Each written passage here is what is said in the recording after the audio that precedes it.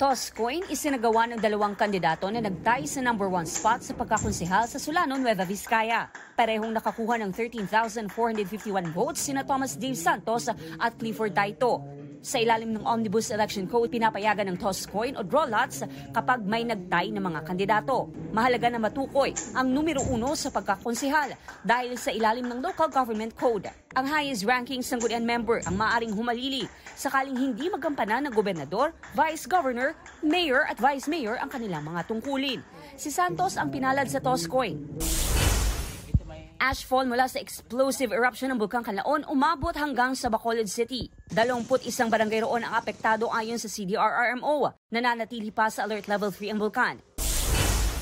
Transmission charge ng NGCP sa billing period nitong Abril bumaba na mahigitpiso at 9 sentimo. Kaya asahang bababa ang singil sa kuryente ngayong buwan. Ayon sa NGCP, nagpababa sa transmission charge ang mas mababang transmission billing at ancillary service rate.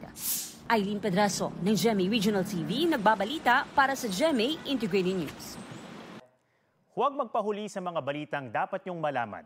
Mag-subscribe na sa GMA Integrated News sa YouTube.